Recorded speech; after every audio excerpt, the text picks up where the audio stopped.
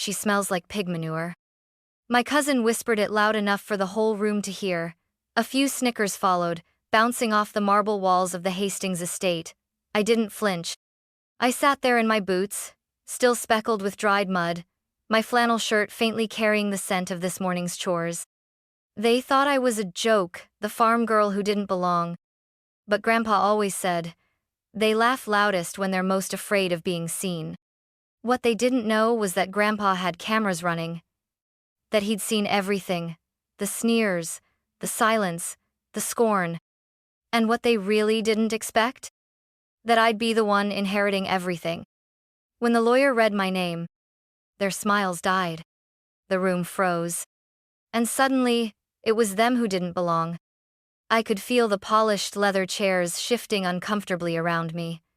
No one made eye contact, not even when I smiled faintly and nodded a polite hello. I'd shown up 10 minutes early not to impress anyone, just out of habit. On the farm, if you're on time, you're late.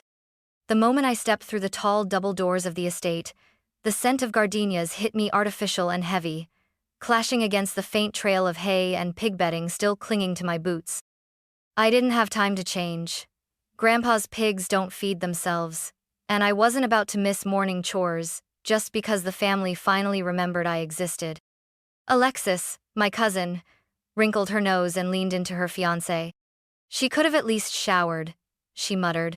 Oh, I think she did in pig slop, he laughed. I ignored them. The long table was set like it was Christmas dinner, polished silverware, crystal glasses, and folded napkins that none of us would touch. But instead of a feast, the centerpiece was a mahogany box containing Grandpa's will and a silence so sharp it cut through silk. Uncle Todd wore a designer suit he probably bought for this very occasion. Aunt Karen's earrings glinted with tiny diamonds that caught the light just right, probably for the camera. Oh, yes, I noticed the camera crew tucked discreetly in the corner. Grandpa always did things by the book, but this felt theatrical. I took a seat near the end of the table, not at the very end, but close enough to feel like an afterthought. The chair wobbled slightly. No one offered me a cushion. Beside me, one of the younger cousins giggled and whispered, "Does she even own a real pair of shoes?" I pressed my hands together in my lap. I didn't look up. Not yet. My skin was flushed. Sure, embarrassment, frustration, maybe even fury. But I'd learned something important on the farm. Storms pass quicker when you stand still. The double doors creaked open again.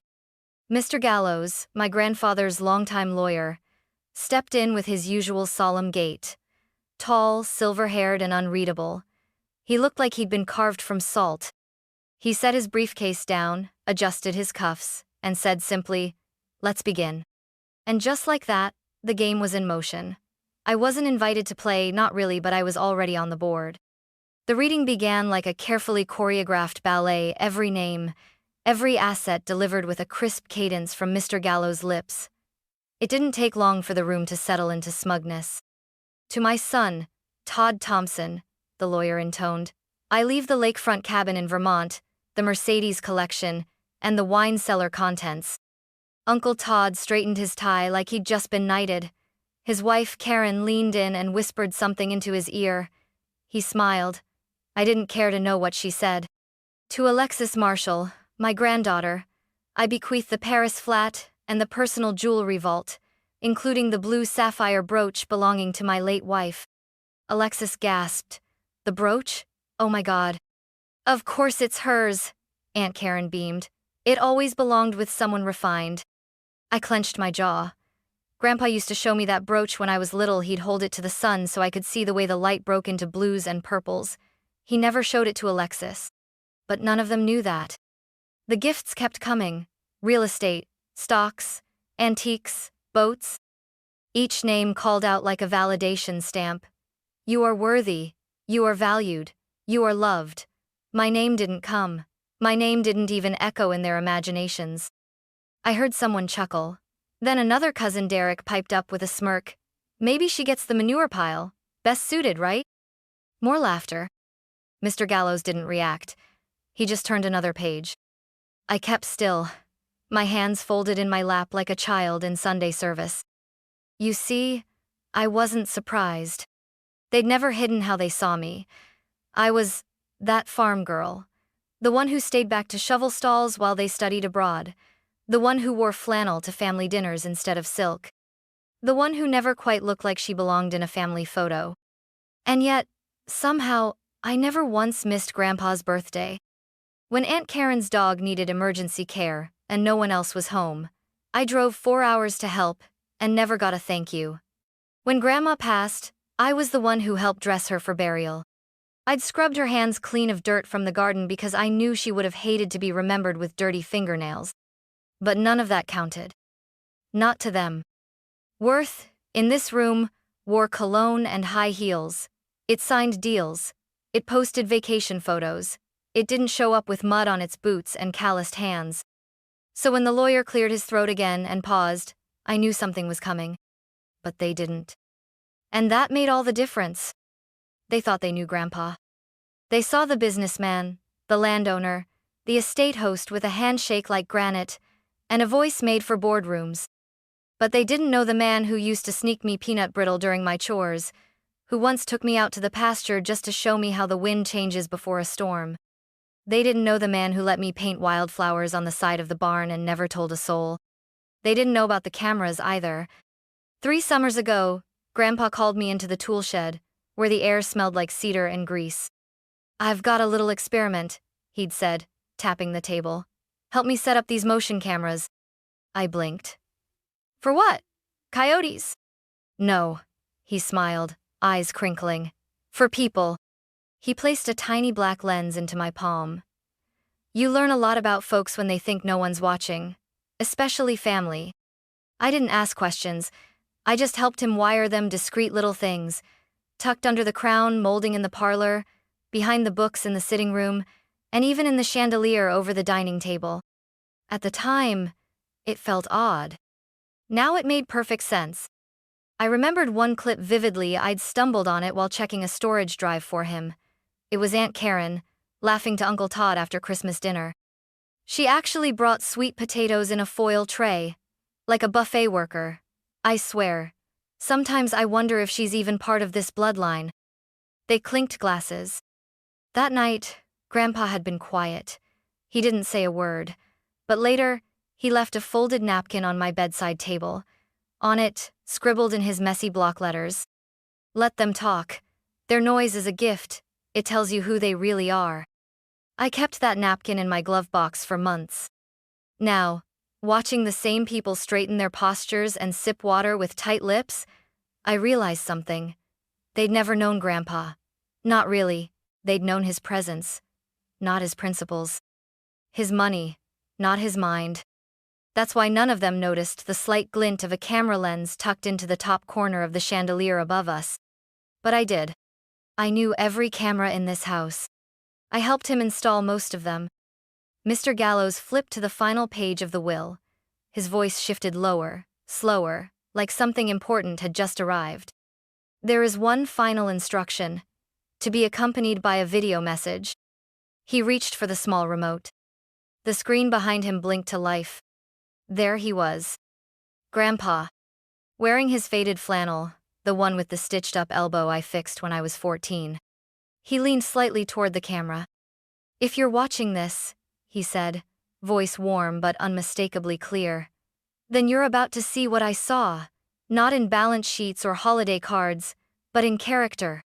And just like that, the temperature in the room dropped. The game was over. And the truth was about to begin. The screen flickered once, then steadied. Grandpa sat behind his desk, hands folded. Not in a suit, just his worn-out barn shirt and that crooked ball cap that said, "Best Crop 2002, but his eyes were sharper than I'd ever seen them. "If you're sitting in that room," he began, "then you probably think you know what's coming. You've measured my worth by acres, stocks, and antiques, but let me tell you something." He leaned forward slightly. "A legacy isn't what you leave people, it's what you leave in people." You could have heard a fork drop. Uncle Todd shifted in his seat. Alexis's fiancé crossed his arms, suddenly less smug. Even Aunt Karen blinked fast, like the air had changed and she didn't know why. Most of you, Grandpa continued, spent more time polishing your image than showing up when it mattered. He paused. But one person always did. I knew it was coming, but still, my throat tightened. She never asked for anything. She showed up early, stayed late, and never once looked down on where she came from. She smelled like dirt because she earned it. Alexis scoffed. Is this supposed to be about? Hailey Thompson, the lawyer cut in, reading directly from the final page. By directive of Edward Charles Thompson, all remaining assets, including the main estate, farmland holdings, livestock operations, equipment, investment accounts, and the family trust are to be transferred to sole ownership and stewardship of Miss Hailey Thompson. A silence fell so hard I felt it press against my skin. Then, chaos. What? Alexis screeched. Absolutely not, Aunt Karen snapped, turning to Mr. Gallows. That girl's not equipped to run a lemonade stand, let alone a trust. She's not even a real adult, Derek blurted. She still lives in a trailer. It's a modular farmhouse, I said, finally lifting my eyes. They all turned to stare at me, like I'd spoken a foreign language. Then Grandpa's voice returned on the screen, stronger now. I know some of you are angry. You think I've made a mistake, but I watched long enough to know who carried this family's values and who just posed with them. He looked into the camera like he was staring down each of them. I made my choice, he said, and you don't have to agree with it. You just have to live with it. The screen faded to black. I sat still. Boots on marble, mud on tile, and suddenly, I wasn't the one who didn't belong. They were. The room cracked open not with sound, but with disbelief. Aunt Karen's pearls rattled against her chest as she leaned forward. You can't be serious, she barked. This is emotional manipulation. Edward was old, confused. Someone must have pressured him. I was with him every Sunday, Uncle Todd added, voice tight. Hailey didn't even live here. Alexis slammed her water glass down. This is a farm girl fantasy. You think shoveling pig crap makes you worthy of a legacy? I didn't flinch. I just looked at her makeup flawless, jaw quivering, manicured fingers gripping the table like it might steady her pride. I never asked for any of this, I said. But I didn't have to. He watched. You just never noticed. A beat passed. Then Mr. Gallows cleared his throat again. Per Mr. Thompson's request, there's one more file to be shown. It's marked private, but he instructed it be played publicly, if needed. He tapped the screen. A new video began. This one was different. It wasn't from a desk or a chair. It was from a handheld camcorder, shaky, raw, with Grandpa in a hoodie, standing in the barn. His voice was quieter, almost intimate. If this is being played, it means they're fighting you. He looked directly into the camera. Let them. He chuckled softly. They'll scream. They'll twist it. They'll even call it theft. But Hailey, you don't owe them comfort. The footage shifted. Grandpa now standing next to me. Sometime last fall. We were loading feed bags. I was sweating, swearing under my breath. He turned to the camera, grinning. You see this? This is what legacy looks like.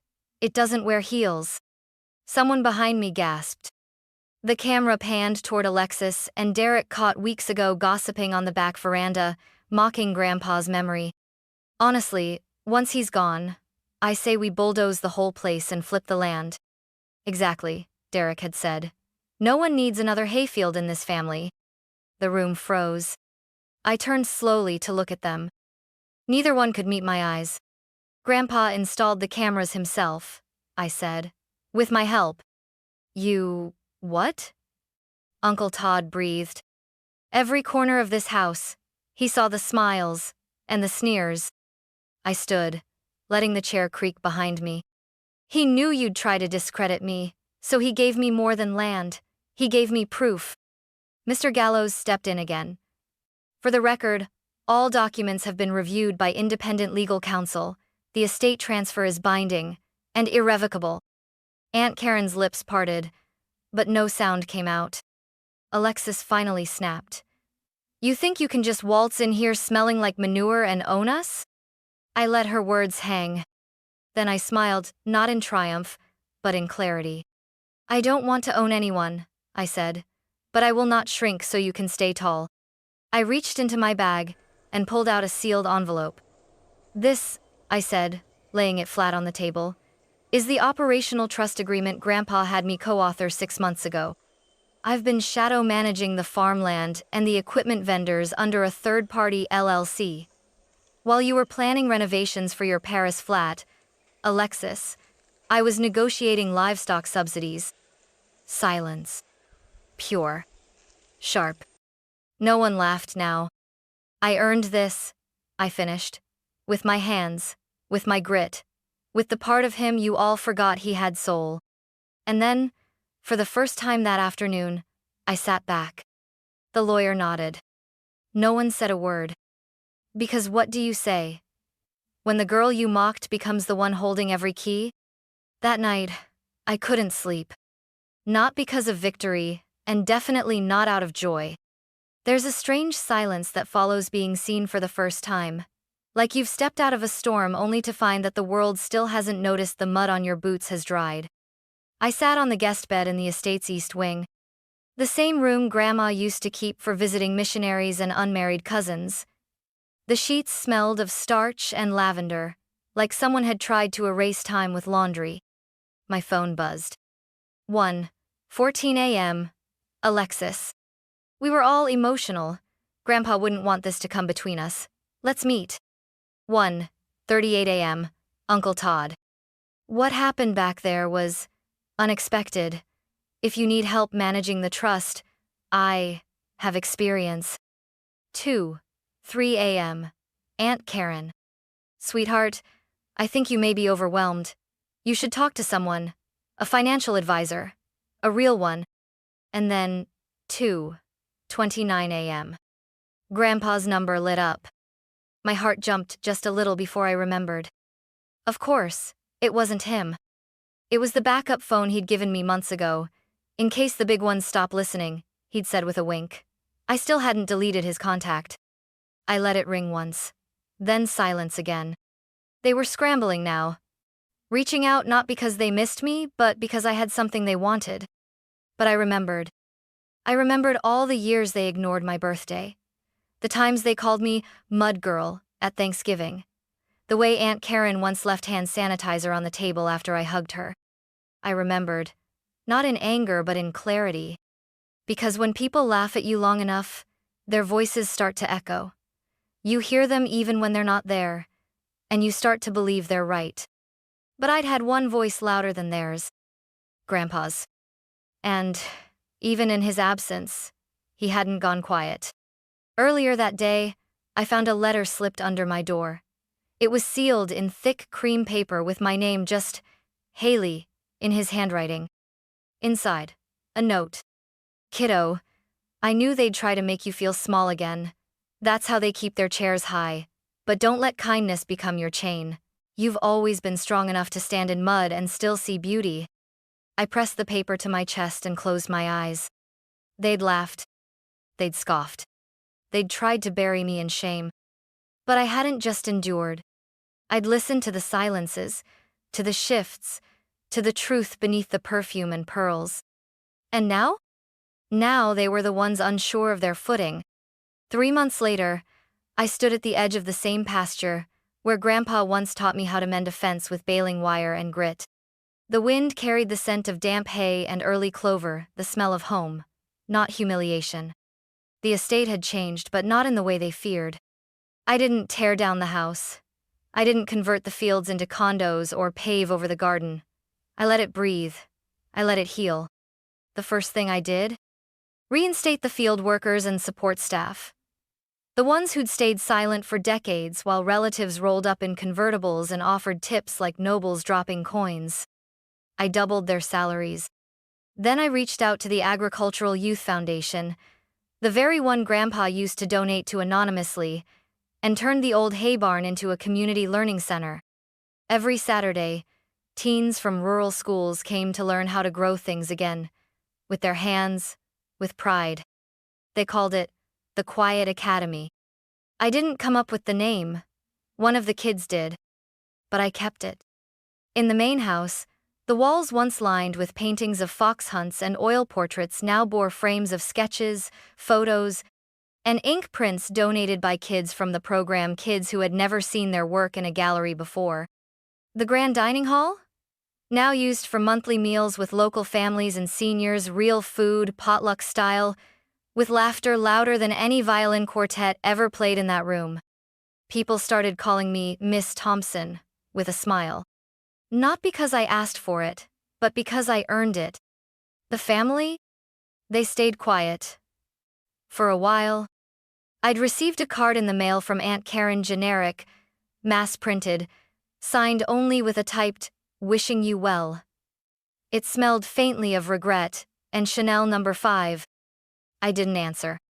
Instead, I posted a photo from the first student showcase, a girl named Maya, holding a tomato plant she'd grown from seed. Her hands were covered in soil. Her grin could have lit up the whole estate. That post went viral. Not because of the story, but because people recognized something rare. Truth in dirt. At the next town council meeting, the mayor asked if I wanted to be considered for the Agricultural Development Board. I said I'd think about it and then went back to mucking out a pen because the goats didn't care about titles. And somewhere in all of that, beneath the weight of responsibility and memory, I felt him. Grandpa. In the soil. In the laughter. In the fact that no one asked me if I smelled like pig manure anymore. Because now, I smelled like leadership. It came in a thick cream envelope. The kind they used for wedding invitations or legal summons. The return address was embossed with gold, the family estate's old crest, complete with its soaring eagle and Latin motto no one could ever translate. Inside, the card read, "You are cordially invited to the Thompson family gathering, a time for reconnection, healing, and remembrance." No signature, no handwritten note, just a photo slipped inside. Alexis holding a mimosa near the fireplace, Aunt Karen mid-smile, Uncle Todd in a blazer at least one size too small. They looked like stock images for a wine brand. And like always, I wasn't in the picture. I stared at it for a long moment. Then walked over to the drawer where I kept Grandpa's letters. At the very bottom was the oldest one, the first he'd written me after Grandma died. It was just one line. "Build something that speaks louder than you ever could."